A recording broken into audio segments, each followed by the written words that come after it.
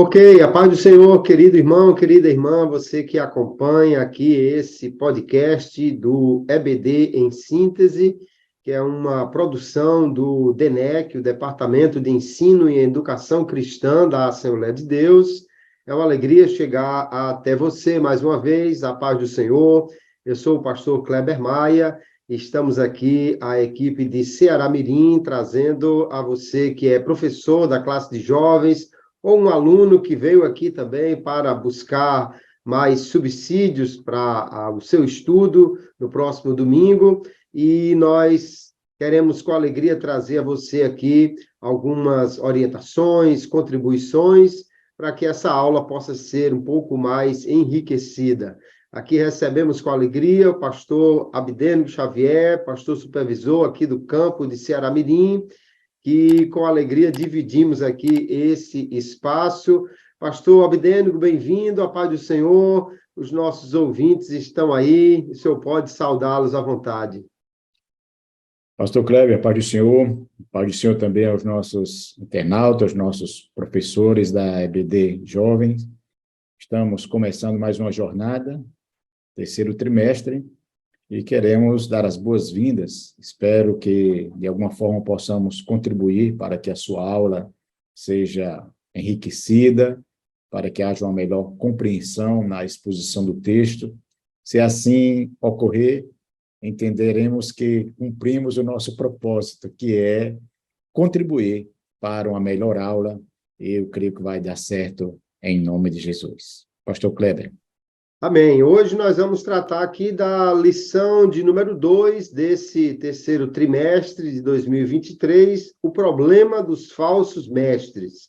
Começamos desde a semana passada esse estudo das epístolas pastorais e hoje vamos aqui dentro do capítulo 1 ainda, da primeira epístola a Timóteo, trazer aqui este estudo. O nosso comentarista, ele começa falando sobre a doutrina, né, que é um conjunto de ensino que, no nosso caso, a doutrina cristã, ela é fundamentada na palavra de Deus e traz o entendimento sobre quem Deus é, quem nós somos, qual é o plano de Deus para a nossa vida, e é de fundamental importância que os crentes tenham um bom entendimento da doutrina, e que essa doutrina, obviamente, seja sempre fundamentada na palavra de Deus, né? Seja na forma de ensino na EBD, no culto de ensino, ou onde quer que nós tenhamos a exposição desta doutrina,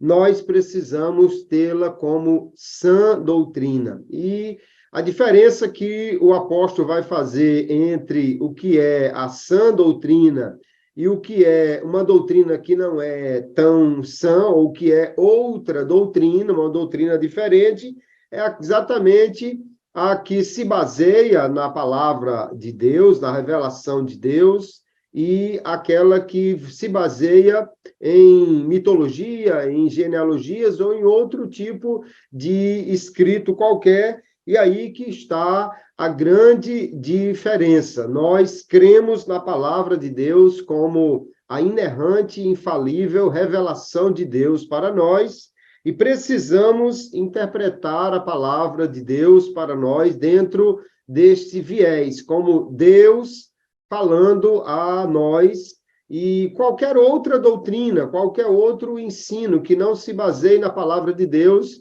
como dizia Lutero, ainda que faça milagres todos os dias, deve ser desprezado, porque não pode haver nenhuma doutrina para nós que não seja fundamentada na Bíblia, a palavra de Deus. Parece que o apóstolo Paulo estava encontrando ali em Éfeso, né, algum tipo de ensino que nós não temos assim uma definição clara, mas que era baseado em genealogias, mitologia, fábulas e outras coisas. Nós não podemos ter nenhum ensino senão a partir da palavra de Deus, porque ela é a revelação que nos dá segurança.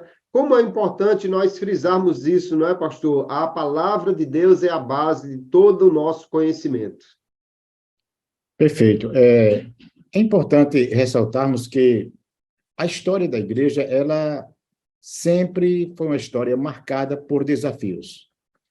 A igreja enfrenta desafios para o seu estabelecimento, porque nós estamos lutando com forças do inferno para que isso não ocorra, o estabelecimento do reino. Então, estabelecer uma igreja por si só é um desafio que nós não conseguiremos superá-lo sem a ajuda do Espírito Santo. Mas, quando a igreja é estabelecida, o desafio não termina. O desafio, ele continua, porque agora é a questão de firmar a igreja, de fazer com que essa igreja cresça de forma saudável, porque uma igreja que é estabelecida e ela não cresce de forma saudável, ao invés de ela cumprir o propósito de ser uma bênção, às vezes acaba tornando-se uma maldição. E a construção, a consolidação de uma igreja saudável, obrigatoriamente passará pelo seu padrão doutrinário, porque senão será apenas mais um ajuntamento de pessoas que alegremente estarão caminhando para o inferno, pensando que estão caminhando para os céus. E quando o apóstolo Paulo chama a atenção de Timóteo nessa epístola pastoral, na primeira lição, os nossos professores e alunos puderam observar que essa é uma epístola que tem um caráter pastoral, diferente de outras 9 epístolas que Paulo escreveu à igreja diretamente. Temos a que ele escreveu a Filemão, mas não é uma igreja, não é uma carta de um caráter pastoral, doutrinário. Ele escreve para resolver um problema de ordem social entre Filemão e Onésimo. Mas as cartas escritas a Timóteo, seja a primeira e a segunda, bem como a carta de Tito, é uma carta que tem esse caráter pastoral de falar diretamente ao pastor, ao líder, sobre cuidados que ele precisaria ter com o rebanho que lhe foi confiado. E sendo essa igreja, possivelmente a igreja de Éfeso, onde Timóteo pastoreava, então Paulo escreve logo após sair desse seu primeiro encarceramento, e é importante lembrar, pastor Kleber, que Paulo havia ficado, digamos assim, um pouco desconectado daquilo que havia acontecido diretamente por um período superior a 5, 6, quem sabe até 7 anos. E agora ele, após ser solto do seu primeiro encarceramento, ele escreve essa carta a Timóteo, orientando a Timóteo e até rogando a Timóteo que Timóteo deveria permanecer em Éfeso e com o propósito que seria fortalecer a igreja na questão doutrinária. E nos dar a entender que, a priori, talvez não fosse esse o propósito, e isso me chamou muita atenção, não fosse esse o propósito de Timóteo. Eu creio que Timóteo, como um discípulo muito chegado, muito querido, muito amado, o desejo dele era acompanhar outra vez Paulo nesse destino que ele toma em direção à região da Macedônia. Mas a gente percebe que os interesses do reino precisam estar acima dos nossos interesses pessoais, né? E ele orienta Timóteo de uma forma bem incisiva, a palavra rogo, né? Não é um pedido qualquer, não é um pedido veemente, é quase como que uma ordem, olha, você fique aí, porque há algo muito sério que precisa ser posto em prática, que é ter cuidado com a questão doutrinária, com os falsos mestres, que certamente já se acercava do rebanho. Então, essa questão doutrinária é de fundamental importância. Boas intenções são excelentes, mas na questão da formação, da consolidação de uma igreja, não resolve.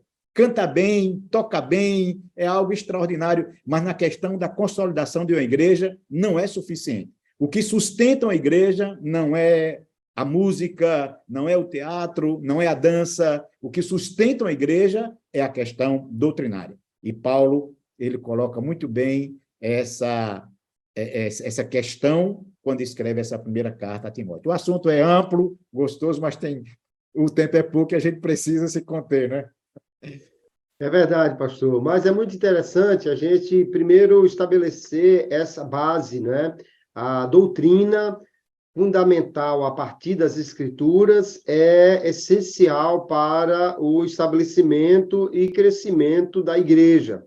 E quando a gente olha o que Paulo escreveu aqui, onde é que nós podemos encontrar um teste para essa doutrina, né? A doutrina que realmente é verdadeira ou é falsa? Primeiro, nós já falamos sobre a fonte, né? Paulo diz que a verdadeira doutrina é aquela que procede do Evangelho, né? No verso 11 aí do capítulo 1, ele diz que é segundo o Evangelho da glória de Deus.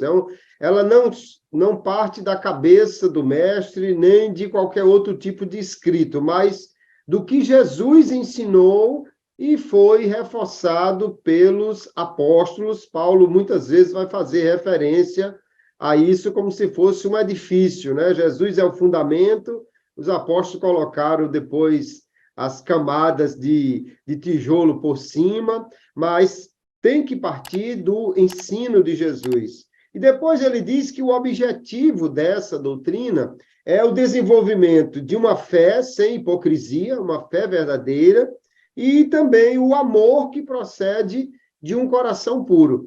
Então, a gente pode observar aí fé como um fruto desse ensino, não é? Se alguém prega e isso não gera uma confiança maior em Deus, isso não gera uma confiança maior no que ele pode fazer, e apenas é um escrito ou uma discussão sobre detalhes, eu fico preocupado quando tanto eu como o senhor, muitas vezes, estamos em sala de aula, dando aula para alunos, quando alguém quer saber o nome da esposa de Caim, quer saber para onde os personagens bíblicos foram, quando a Bíblia não diz, quando o propósito do ensino, queridos, é gerar uma fé verdadeira no coração, o amor a Deus e uma vida de santidade. Esse é o propósito do ensino, e Paulo deixa claro que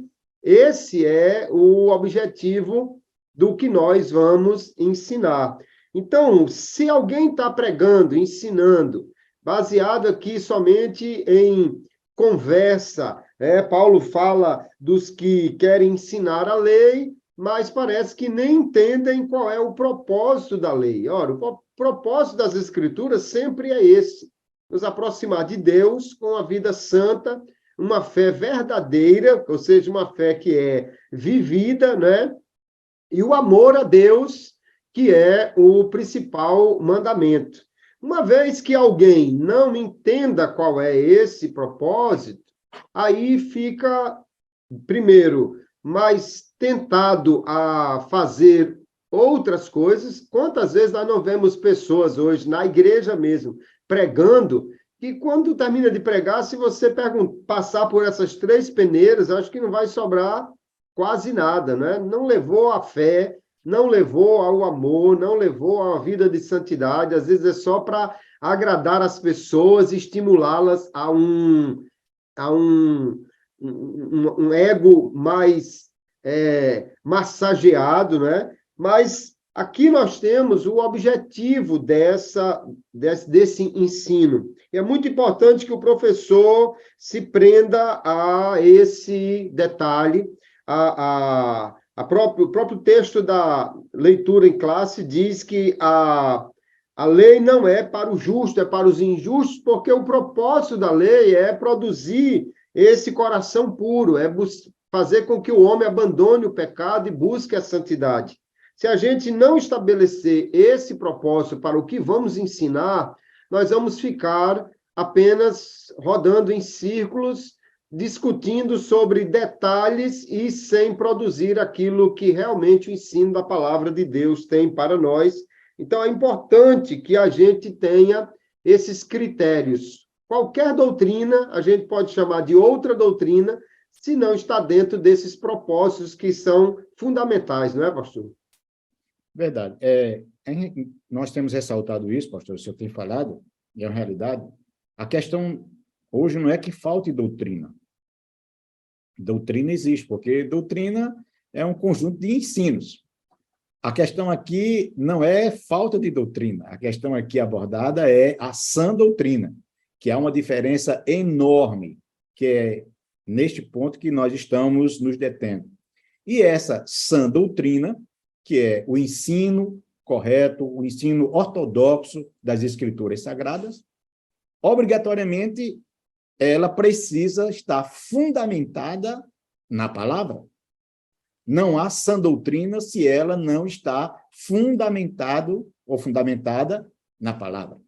Uma outra coisa que a gente não pode deixar de lembrar, ou até de repetir, é que para que haja a exposição da sã doutrina, é de fundamental importância que aquele que está expondo tenha conhecimento daquilo que está falando.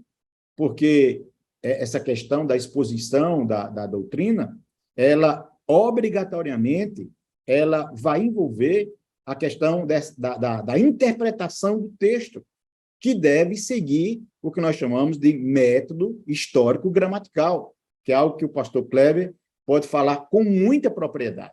Porque, às vezes, vemos e ouvimos pessoas lendo o texto e fazendo com que o texto diga o que ele quer que seja dito, e não ele expor aquilo que realmente o texto está dizendo. E parte disto, às vezes, é de forma deliberada, fraudulenta, mas muitas vezes ocorre que a intenção do que está expondo, às vezes até uma boa intenção. O problema é que ele não se deteve para investigar, para estudar, para ler o texto da forma correta, utilizando esse método histórico-gramatical, e assim poder expor o texto de forma confiável, o que vai gerar os resultados que a palavra de Deus garante. Porque não é simplesmente o fato de pregar a palavra, de ensinar a palavra. Deus se responsabiliza pela sua palavra, não pelo que eu falo. Mas se eu estou falando de acordo com a palavra, então aquilo que eu estou dizendo fatalmente terá o respaldo de Deus. E há uma grande diferença, muitas vezes, em ensinar correto e ensinar bonito. Se você pode fazer as duas coisas e tem habilidade para fazer isso, meus parabéns. Mas a prioridade é ensinar correto. E para ensinar correto, você precisa aprender correto, utilizar os métodos corretos, e assim os resultados serão realmente os resultados esperados. Certo, pastor Kleber? Eu gostaria que o senhor aproveitasse aí, abrisse esse parênteses, abrindo esse parênteses, e até enfatizasse essa questão da interpretação bíblica da forma correta para, naturalmente, ser feita uma exposição da forma correta. Perfeitamente. Uma coisa que chama a atenção, Paulo, ele diz que ele, antes de conhecer Jesus, ele era um pecador miserável. Ele diz que foi blasfemo, perseguidor, insolente, aí no verso 13, sendo que, na realidade, se a gente for olhar, ele era um fariseu, doutor da lei, grande conhecedor do judaísmo, mas ainda assim, blasfemo, pecador, insolente, ou seja, não era o fato de Paulo ter um grande conhecimento que fazia dele uma pessoa agradável a Deus, e sim agora quando ele está em Cristo. Porém, ele diz, Cristo me teve por fiel e me designou para o ministério. Então, essa é uma característica que é fundamental para qualquer expositor das Escrituras. Alguém pensa que a criatividade é uma característica excelente para um pregador. Mas o que Paulo destaca aqui é a fidelidade. Então, como é que alguém pode ser um pregador fiel? Primeiro, nós precisamos olhar o que o texto realmente diz. Não é o que eu entendo, nem é o que eu gostaria que dissesse. O nosso comentarista fala aí sobre a experiência espiritual que ajuda a compreender as Escrituras, mas a Escritura é fundamental, inclusive para validar as experiências. Nós não buscamos na Bíblia um versículo que valide o que eu penso ou o que eu sinto. Nós buscamos na Bíblia um versículo que possa realmente validar o que eu sinto ou o que eu penso, se é correto ou se não é. Então, quando eu olho para a Bíblia, primeiro eu preciso perguntar o que ela está dizendo. E aí, para isso, é preciso que eu entenda o contexto. Veja que o senhor já explicou aí, Paulo ia para Macedônia, deixou Timóteo, que era um obreiro, aqui é uma carta pastoral. Todas essas coisas são fundamentais para se compreender o contexto dessa carta, não é? O que é que ele está tratando. E depois nós vamos buscar ver o que as palavras significam, para que eu possa entender o sentido e até buscar compreender também a intenção do autor, que é algo fundamental. Paulo, cheio do Espírito Santo, inspirado pelo Espírito, como ele mesmo vai dizer nas pastorais, né? É interessante porque as epístolas pastorais, elas dão grande ênfase às escrituras, né? E validam essa escritura como revelação de Deus, inspirada por Deus, base para a nossa fé, base para a salvação, para tudo que nós experimentamos. Mas, então, quando nós olhamos para as Escrituras, eu tenho que procurar entender qual é a intenção. Qual a intenção de Paulo aqui com Timóteo?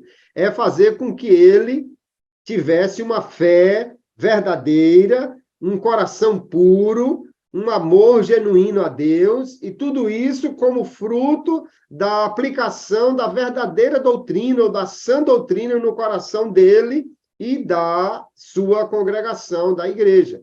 Então, o problema é que, às vezes, eu olho para um texto que tem um tom de consertar, e eu vou pregar ele, e eu mudo, boto um tom aí de fazer graça com o povo, um texto que é para alertar contra um perigo, eu transformo num texto de dar bênção para o povo, e aí isso muda completamente o sentido das Escrituras. Então, o método de interpretação é buscar entender o texto em seu contexto, entendendo também o seu propósito e o que significam as palavras que o texto traz, para daí eu fazer uma aplicação para a vida dos ouvintes.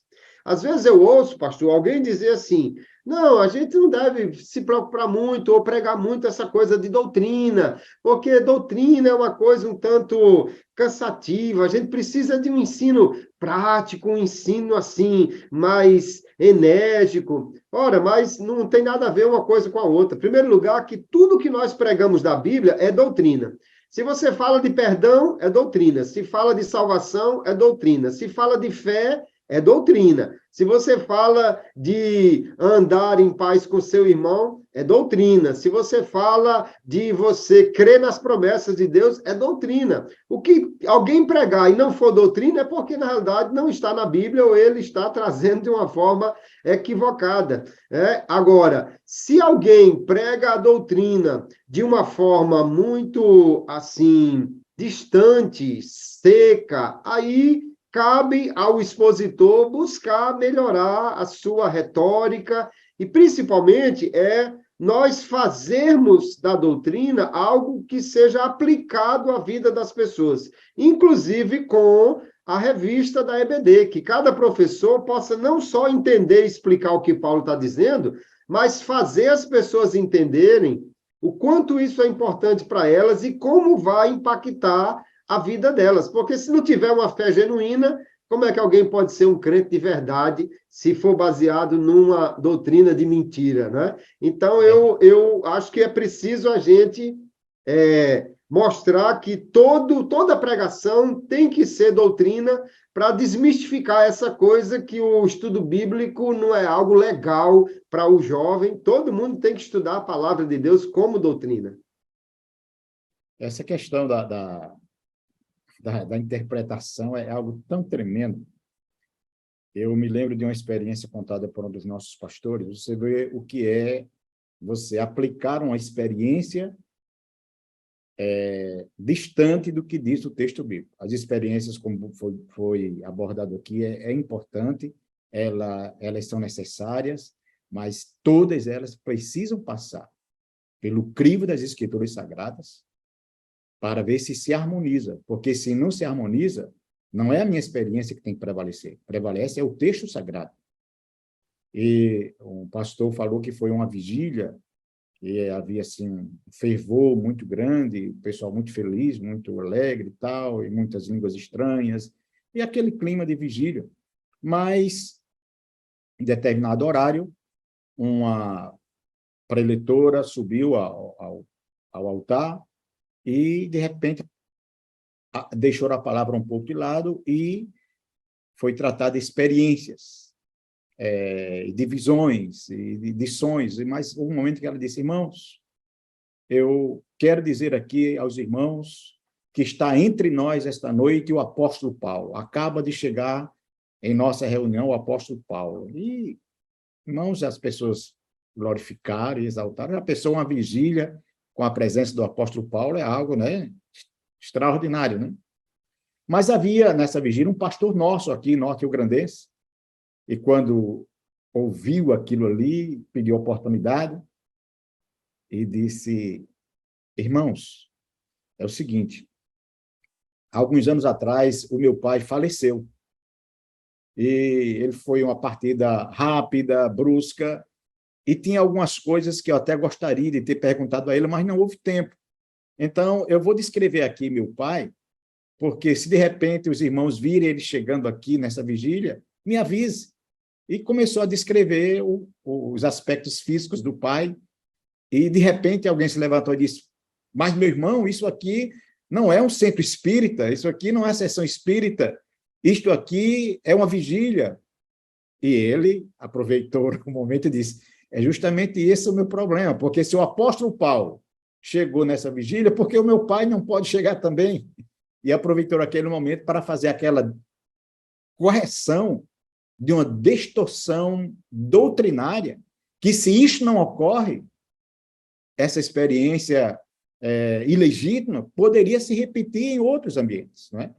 Então, nós precisamos ter esse discernimento, que não é a questão da quantidade de línguas estranhas que alguém fala, ou da suporte espiritualidade que apresenta quando está ministrando a palavra, que vai realmente afirmar ou consolidar que aquela mensagem é uma mensagem bíblica, cristocêntrica, o que confirma que uma mensagem é bíblica, que é uma doutrina, é uma sã doutrina, não é, em primeiro lugar, a maneira como nós expomos, a eloquência com a qual nós falamos, mas é se ela está em conformidade com as Escrituras. E este é um grande problema, um dos grandes problemas dos neófitos, que avaliam o conteúdo, em primeiro lugar, pela maneira eloquente como as pessoas expõem, e não se está em conformidade com as Escrituras Sagradas. Ora, você ouvir uma pessoa que tem um conhecimento profundo na área da filosofia, na área da história,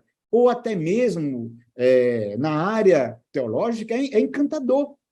Mas isso não é suficiente para nós acreditarmos que o que ele está falando é verdade.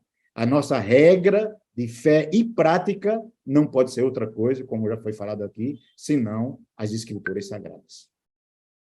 É verdade. Só Deus sabe quem ia aparecer nas próximas vigílias se não fosse feita uma correção aí, né? Verdade. Agora, a questão da experiência, que o comentarista, inclusive, destaca, é importante em que sentido? A experiência é importante quando nós vemos o que a palavra de Deus diz acontecer nos nossos dias, e aí nós podemos entender de uma forma mais clara como isso acontece.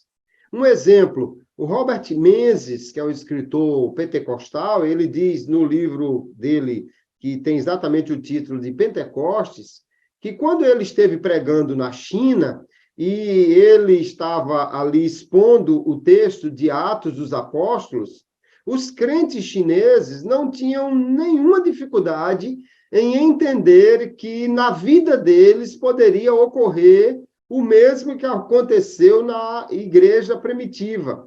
Por quê? Porque eles experimentavam também perseguição, prisões, eles experimentavam também um governo lhes proibindo de falar de Jesus, da mesma maneira como eles viam em Atos dos Apóstolos. E da mesma maneira eles buscaram e receberam poder de Deus, viram curas, viram batismos com o Espírito Santo, como eles viam lá em Atos dos Apóstolos. Então, uma igreja que não veja milagres, que também viva num país onde não tem nenhuma perseguição, talvez ela seja mais tentada a achar que Atos dos Apóstolos foi só para aquela época e hoje isso não acontece mais. Mas uma igreja que vive essa realidade, ela não vai ter dificuldade nenhuma. Então, ele dizia que quando os crentes chineses liam Atos dos Apóstolos, eles diziam: Essa é a nossa história. Nós vivemos isso aqui também. Então, a experiência é importante nesse aspecto, nós vermos o que a Bíblia diz e, quando buscamos, recebemos o que Deus faz no texto bíblico, na nossa vida também. Foi assim que o movimento pentecostal, como nós hoje vivemos, começou, né? Os crentes começaram a estudar o livro de Atos dos Apóstolos, uma escola bíblica lá nos Estados Unidos, e perguntaram, será que isso ainda acontece nos dias de hoje? Vamos testar, vamos orar, vamos buscar, vamos pedir, e aconteceu, eles foram batizados com o Espírito Santo. O que não pode acontecer é o movimento que é inverso, né? Eu começar a sentir uma coisa, né? Ter uma visão de anjo, ter um sentimento diferente, começar a achar que estou recebendo ou conversando com outro espírito, e aí eu buscar encontrar na Bíblia algum tipo de apoio para esse tipo de coisa.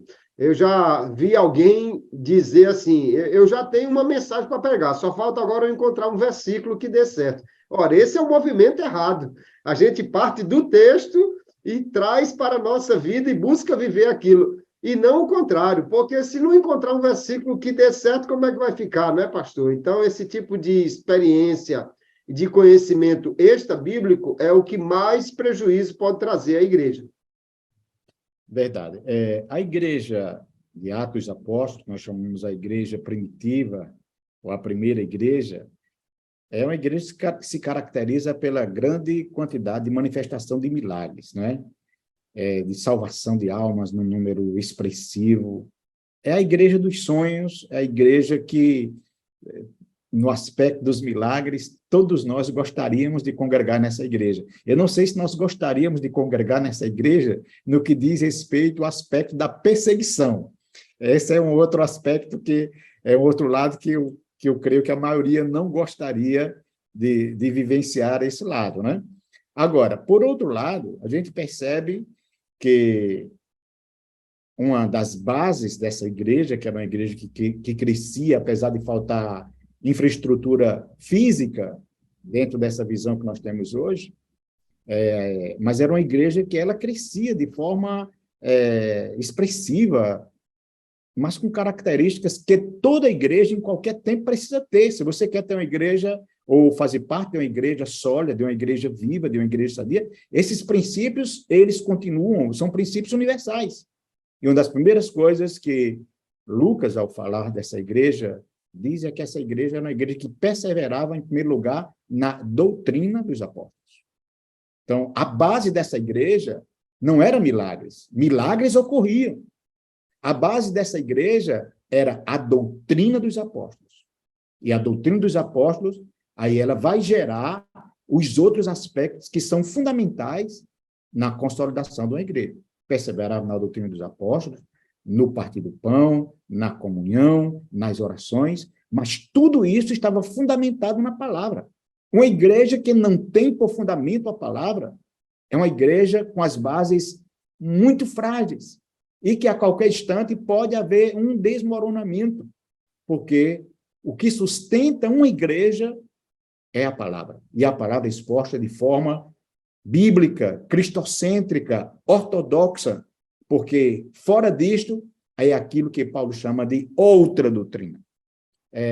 A palavra aí é hétero, é diferente, não se harmoniza com o que a palavra de Deus está ensinando. E esse era o grande cuidado do apóstolo Paulo ao escrever essa epístola a Timóteo, de onde o escritor da lição extraiu o texto, é que quando os falsos mestres, que sempre houve, né, e sempre vai haverá, entraram por outro caminho, então trazia inquietação, trazia deformidade ao corpo, e os prejuízos, a gente vai observar ao longo da história, pastor Cléber, o senhor sabe muito bem, que os maiores prejuízos que a igreja sofreu não foi em face da perseguição física, da violência da violência física contra a igreja. Ao contrário, quando a igreja se submeteu ou teve que ser submetida a esse processo de perseguição física, começando ali com a questão de Estevão, depois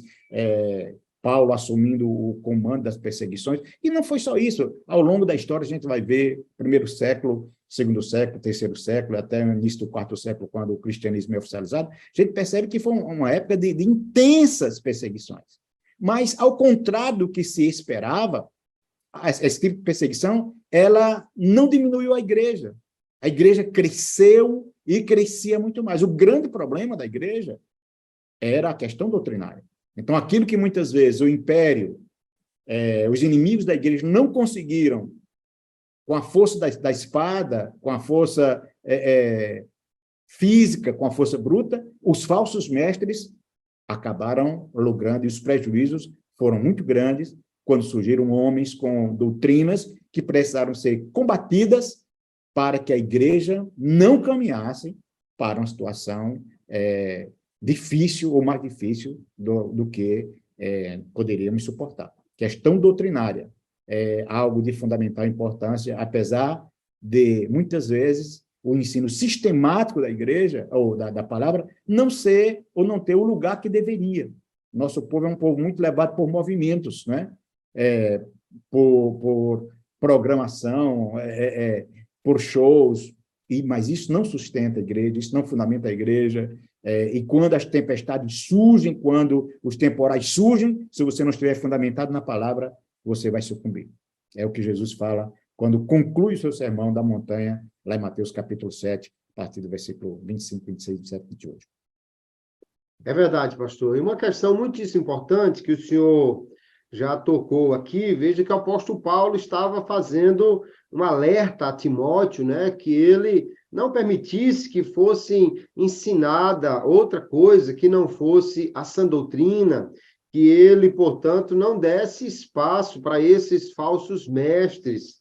E como saber quem era o falso mestre? Nós já falamos sobre os critérios que deveria ter a exposição, né, da fidelidade à palavra, de conduzir a um coração puro, à fé, ao amor. Essas coisas são muito importantes. Mas veja que quando o apóstolo Paulo vai falar aí no verso 15, ele diz: essa palavra é fiel, que Cristo veio ao mundo para salvar os pecadores. E ele continua dizendo que ele, Paulo, serve de modelo, de dizer, se Jesus teve misericórdia de mim, ele vai ter misericórdia também das outras pessoas. Então, essa pregação que é cristocêntrica, essa pregação que aponta para Jesus, ela é de fundamental importância na igreja. Hoje a gente vê muita pregação, muita fala na igreja e também nos vídeos aí, que é uma mensagem completamente antropocêntrica, não é?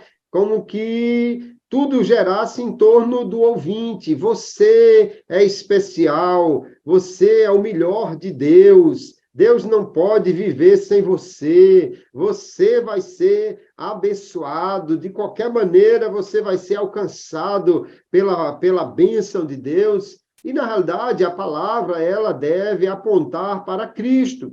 É lógico que Cristo é fonte de bênção para nós, mas é fonte de bênção à medida que eu estou em Cristo, que eu obedeço a Cristo, que eu imito a Cristo, e especialmente a nossa mensagem precisa apontar para a solução maior de Deus, que é o Evangelho. O próprio Senhor Jesus disse, de que adianta ganhar o mundo inteiro e perder a sua alma. Se eu disser que Jesus vai dar carro novo para todo mundo na igreja, e eles não tiverem a salvação em Cristo Jesus, na realidade eu estou pregando uma mensagem pobre, e se Paulo diz que Timóteo deve prestar atenção a isso, nós precisamos também prestar atenção às mensagens que ouvimos. Porque os crentes de Bereia foram elogiados porque eles conferiam o que Paulo pregava. E a questão é, o que eu estou ouvindo aponta para Jesus, eu saio do culto pensando em me parecer mais com Jesus, em agradar mais a Jesus, ou eu saio do culto achando que eu sou a última Coca-Cola gelada do deserto, que eu sou o cara, que eu sou a pessoa mais especial do mundo. Quer dizer, a ênfase está em mim, ou está em Jesus? Ele sai satisfeito ou eu saio satisfeito do culto? Não tem como isso ficar aí no meio termo. Então, é importante que o professor destaque isso, porque os nossos jovens, muitas vezes, eles estão ouvindo mensagens, né, de preletores também jovens, mas que muitas vezes trazem mensagens só para agradar, mensagens antropocêntricas. E a nossa pregação, a nossa doutrina tem que ser cristocêntrica. Se tirar Cristo da doutrina, sobra o quê, pastor? Não sobra nada, né? Nada, nada. Eu achei muito interessante no segundo tópico da nossa lição essa incumbência que Paulo dá a Timóteo, colocando ele justamente como uma espécie de delegado apostólico. Porque o cuidado com a igreja, com as ovelhas, não envolve apenas o cuidado, digamos, físico, mas, sobretudo, esse cuidado de sermos os guardiões da sã doutrina, não é? Da sã doutrina. Porque todo um trabalho pode ser arruinado se não atentarmos para isso, para esse cuidado. Então, confiar o púlpito de uma igreja a uma pessoa, quando você não conhece a origem dessa pessoa, quando você não conhece o padrão doutrinário que ela segue, é algo extremamente, eu diria assim, prejudicial. E é uma atitude que não é uma atitude sábia. Se eu tenho dito, orientado aqui aos obreiros que trabalham comigo, se porventura, em um culto, você chegar e naquele dia você não tem a palavra, ou está sem a palavra, então faça o seguinte, dobre os joelhos, abra o texto, leia, e depois mande o povo para casa. É melhor do que você dar o culto a uma pessoa que você não sabe o que ela vai dizer, não sabe o que vai ensinar, ainda corre o risco de ensinar uma heresia. Então, além de você não ter alimentado o povo, como pastor, como líder, que deveria assim o fazer, você permitiu que alguém oferecesse veneno para aqueles que estavam com fome, porque não teve esse cuidado de ser um guardião doutrinário. Eu não costumo aqui, como pastor, entregar o culto da igreja a qualquer pessoa. Culto, por exemplo, culto que a gente entende aqui que é cultural, culto pastor, para uma pessoa ocupar esse culto, eu preciso conhecer sua origem, preciso saber a sua formação doutrinária, para que nós não ofereçamos veneno e o povo pensando que é pão. Agora, precisamos ter esse cuidado, precisamos ter essa atenção, porque a questão doutrinária vai mais além do que muitas vezes nós imaginamos, porque estamos falando de verdades que poderão afetar a eternidade da vida de uma pessoa. Quantas pessoas bem intencionadas, mas mal orientadas, não partiram para o inferno? Eu creio que o inferno está cheio de pessoas que tinham boas intenções, mas que foram mal orientados, que foram ensinados de forma equivocadas e, lamentavelmente, sofrerão as consequências de terem parado para ouvir.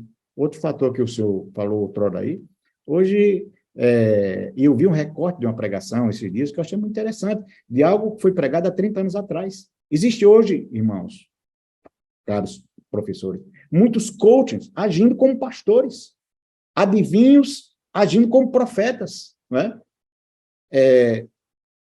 Cantores gospels, que não tem igreja, não tem pastor, tem empresário, e que simplesmente eles vão aonde lhe oferece mais. Não tem padrão doutrinário, não tem padrão de santidade. Ninguém sabe a origem dessas pessoas, mas que muitas vezes, por não haver o cuidado que deveria haver, essas pessoas têm acesso aos púlpitos e ensinam para o nosso povo aquilo que nunca aprenderam, aquilo que não vivem, e ao invés daquilo ser uma bênção, acaba se tornando uma maldição para a vida da igreja, para a vida das pessoas. Essa é uma grande realidade. Então, nós precisamos ter cuidado, não somente de ensinar o que é correto, mas devemos ter cuidado com a quem nós estamos facultando a oportunidade para ensinar, para que não ensine o que é errado. É o cuidado com você, é o cuidado com a igreja, é o cuidado com o povo, para que eles não sejam vitimados por ensinos falsos, que certamente trarão grande prejuízo, e muitas vezes prejuízos irreparáveis.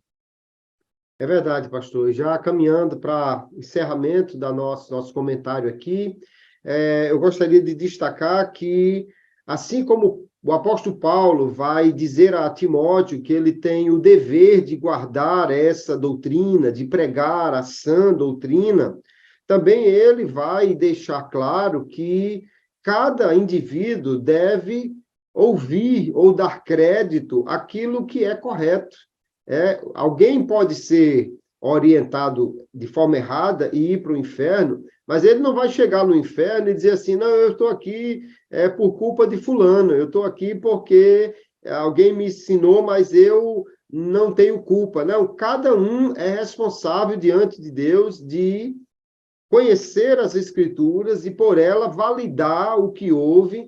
Agora, é que muita gente vai ao culto querendo uma massagem no ego, querendo ouvir uma mensagem que lhe faça sair dali feliz, querendo ouvir algo que lhe deixe satisfeito, quando a gente deveria ir ao culto para ser orientado pela palavra. Se ela vai me fazer sorrir ou chorar, vai depender muito de como eu estou vivendo em relação a essa palavra. Mas se eu sair do culto chorando porque a palavra me corrigiu, é bênção de Deus para a minha vida. É melhor do que eu saísse sorrindo porque o pregador disse que eu estava certo e eu continuar na minha marcha em relação ao inferno. Então, em direção ao inferno, a questão é, nós precisamos ter responsabilidade no que falamos e no que ouvimos, porque o propósito realmente da pregação da palavra é esse coração puro, cheio de amor, essa fé genuína baseada na palavra de Deus. E se nós não tivermos essa atenção para falar e para ouvir de acordo com esse padrão, o prejuízo pode ser muito grande e os nossos professores, então, devem enfatizar bem essas coisas aí para que a aula seja rica, mas seja transformadora também. Uma coisa que eu vou dizer para encerrar e já passar a palavra para o senhor trazer a sua última fala, pastor, é entender que nós não pregamos e nem ensinamos só para instruir. Nós pregamos e ensinamos para transformar as pessoas pela palavra de Deus. Então, o objetivo da aula e da pregação não é só trazer conhecimento, é um conhecimento que transforma a vida das pessoas. Isso é muito importante a gente considerar, porque traz maior responsabilidade aquilo que estamos ensinando, pregando ou levando ao conhecimento das pessoas na igreja. Pastor Abidênio, que sempre uma alegria estar junto com o senhor aqui, aprendendo e trazendo também a nossa contribuição, a sua palavra de orientação final aí para os nossos professores. Eu creio que será um trimestre muito rico e o senhor fica à vontade aí para dirigir-se aos nossos ouvintes. Verdade, pastor Kleber. Eu gostaria de fazer uma última observação nessa questão de ouvir, de parar para ouvir. É interessante que quando Paulo inicia essa epístola, ainda que Timóteo era, sem dúvida, o discípulo mais próximo dele, ele não começa se identificando como o pai de Timóteo. Ele começa se identificando como apóstolo. Porque se Paulo não era apóstolo para Timóteo, ele também não tem interesse de ser pai de Timóteo. Timóteo, naturalmente, nós supomos que havia perdido seu pai, mas como pastor, o que mais ele precisava naquele momento era de alguém que o instruísse, alguém que o formasse com a autoridade que Paulo tinha. Então, Paulo se identifica posteriormente, o chamando de filho, mas, em primeiro lugar, se identifica como apóstolo. A autoridade apostólica, ela não pode, de forma alguma, ser deixada de lado para que a autoridade paterna prevaleça. Na questão doutrinária, a Bíblia está acima dos nossos sentimentos, dos nossos laços de amizades, dos nossos laços fraternos. Não importa quem quer que seja, se aquilo que a pessoa está ensinando não se harmoniza com a palavra, isso precisa ser combatido, isso precisa ser rejeitado. Então, eu achei lindo essa forma introdutória da carta, quando ele, apesar de toda a intimidade que tinha com Timóteo, começa se identificando como Paulo, apóstolo de Jesus Cristo. Uma segunda coisa que, às vezes, falando no culto sobre essa questão de ensino, de doutrina, de mestres, é que a gente faz uma ligeira comparação. Quando o seu carro, seu automóvel, enfrenta um problema, você não entra na primeira oficina que você encontra na estrada para que o cara conserte o carro. Você vai procurar saber se essa pessoa é uma pessoa de referência, se tem conhecimento específico, para que na tentativa de resolver um problema, o cara não te cause problemas ainda maiores. Quando você enfrenta um problema de enfermidade, você não vai a qualquer médico. Geralmente você procura médicos, pessoas com quem você já se relacionou, que você sabe que aquela pessoa tem conhecimento específico para tratar daquele problema. Agora, por que é que muitas vezes nós não temos esse mesmo cuidado com a nossa alma, com aquilo ou com a quem nós iremos ouvir diante dos conflitos, das dificuldades que enfrentamos? E entramos em qualquer esquina, entramos em qualquer prédio, ouvimos qualquer pessoa, que muitas vezes vai trazer orientações que em nada vai contribuir para a solução daquela crise, daquele problema que você está enfrentando. Então, é responsabilidade, sim, de cada um de nós sermos mais criteriosos em relação a quem nós estamos ouvindo. Como é que alguém para e deixa se orientar por uma pessoa na internet que ele não sabe quem é, de onde veio, com quem aprendeu, que vida cristã aquela pessoa tem, mas simplesmente para e escuta e tem aquilo como verdade? Então, é preciso que haja mais maturidade, é preciso, sim, que haja mais critério na escolha das pessoas a quem nós iremos ouvir, das pessoas com as quais nós iremos aprender, para que, na intenção de aprendermos certo, para fazermos o que é certo, não aprendamos errado e, pensando que estamos fazendo o que é certo, estejamos fazendo aquilo que não deveríamos fazer. Então, os falsos mestres, e só concluindo, eles têm características bem semelhantes. Em primeiro lugar, não estão preocupados com o bem-estar das pessoas para as quais eles estão falando. Eles estão preocupados com o seu bem-estar.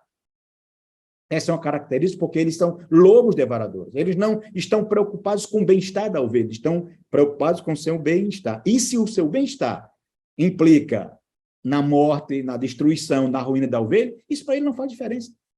Uma segunda coisa é que os falsos mestres, eles não estão preocupados que o nome do Senhor Jesus seja conhecido e glorificado.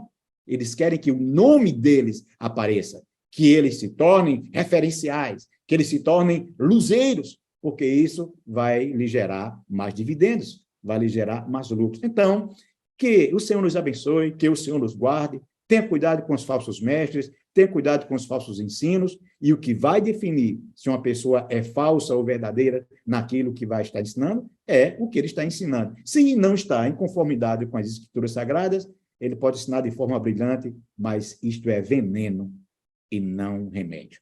Pastor Clébio, um grande abraço. É sempre uma alegria poder compartilhar esse momento com o senhor, com os nossos queridos alunos. É um momento de aprendizado, de crescimento, e a gente sempre sai de um podcast como esse mais fortalecido, mais animados, mais desejoso de estudar a palavra, e eu creio que esse é o sentimento que muda o coração de cada um daqueles que nos escutam. Um grande abraço, a paz do Senhor, e até o nosso próximo encontro, se Deus assim nos permitir.